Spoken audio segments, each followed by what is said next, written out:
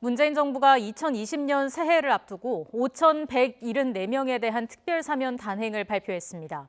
이광재 전 강원도지사와 공성진 전 한나라당 의원, 광노현 전 서울시 교육감 등이 복권됐습니다.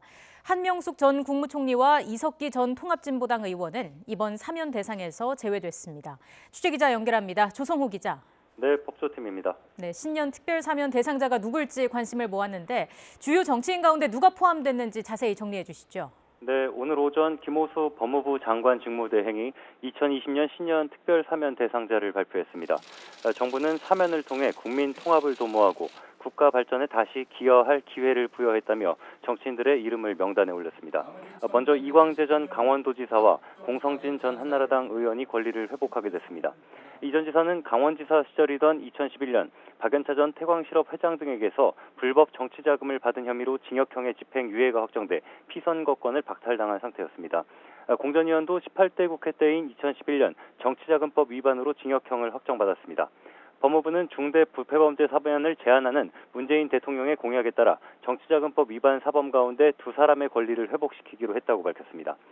정치자금법 위반으로 복역한 한명숙 전 국무총리와 내란 선동 사건으로 복역 중인 이석기 전 통합진보당 의원은 제외됐습니다. 지난 2008년 치러진 18대 국회의원 선거와 2010년 지방선거 당시 선거사범 267명도 복권됐습니다. 광노현 전 서울시 교육감과 신지호 전 새누리당 의원 등이 이름을 올렸습니다. 법무부는 이미 동종선거가 2차례 치러지는 동안 출마와 관련해 불이익을 받은 점을 고려했다고 설명했습니다.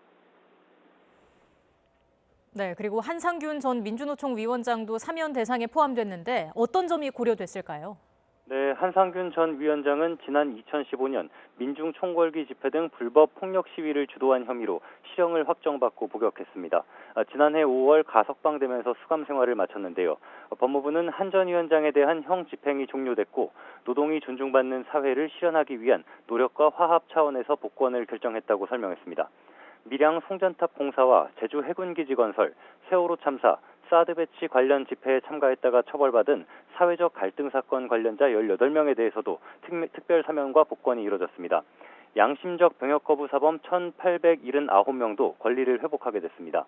법무부는 종교나 신념에 따른 양심적 병역 거부를 인정하는 대법원과 헌법재판소의 판단, 대체복무제 도입 확정 등 상황을 종합해서 결정했다고 설명했습니다.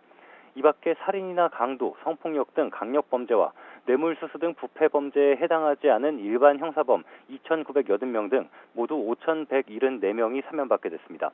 수감 중이라면 남은 형 집행이 면제되거나 감경되고 집행유예와 선고유예 판결이 확정됐다면 형 선고의 효력이 없어집니다. 정부는 이번 특별사면으로 새해를 맞아 국민 화합을 위한 계기가 마련되기를 기대한다고 밝혔습니다. 지금까지 법조팀에서 YTN 조성호입니다.